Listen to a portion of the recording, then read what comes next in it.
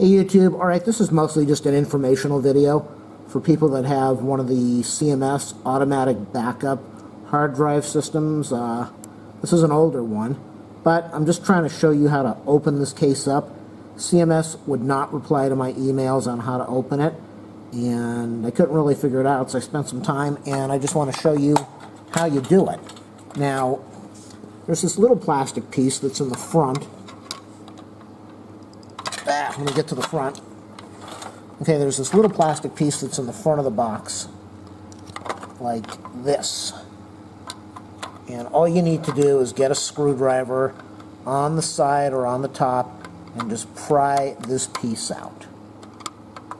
You don't even need to do that really, but if you want to get access to part of the drive, that's what you need to do. What I did is I went to the back of the drive, which is over here, and these little plastic pieces on the side, sorry I'm not using the tripod this time, these little plastic pieces on the side, here and here, they wrap around the back, and all you really need to do, you can see what's going on here, this piece wraps around here, fold around here.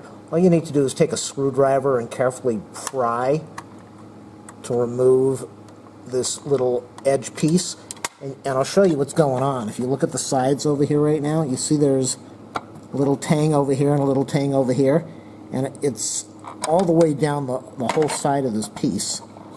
Well, I guess this is coming off right now so you can see it. So there's 6 little tangs on there. And if you look on the case, there are 6 little holes. 1, 2, 3, 4, 5, 6. So the top cover, let me zoom out now, the top cover will come off. And you can see here's the other side piece. I keep that over there. And then you have your hard drive, which is an 80 gigabyte hard drive, kind of ridiculous for these times. So if you don't really have a terabyte and you're doing video, this is pretty much worthless. That's why I'm working on it now. So what you do is you have access to your drive, and you can see it's being held down with some screws, and you've got this tape over here that you remove, and you get over, you can see your power board, and there's the fan down there. And so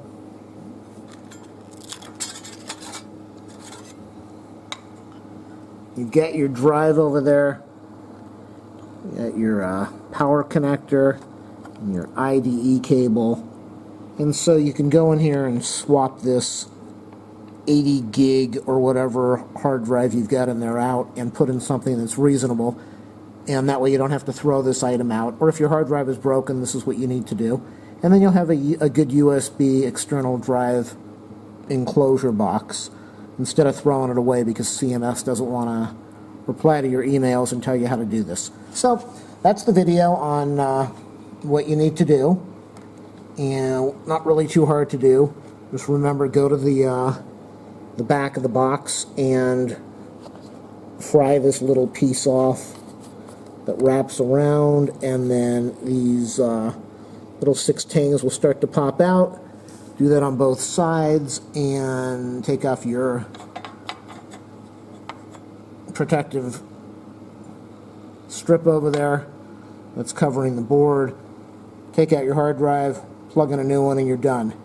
Alright, hopefully that helps somebody. Go to my main channel page if you want to. Click on support this channel. There should be a link on my video for that too. Watch my other videos, and do thumbs up and subscribe and all that cool stuff. Feel free to link all my videos to any of your websites so that I can get lots and lots of views. I appreciate everything. Thanks a lot, everybody. Have a good one. See ya.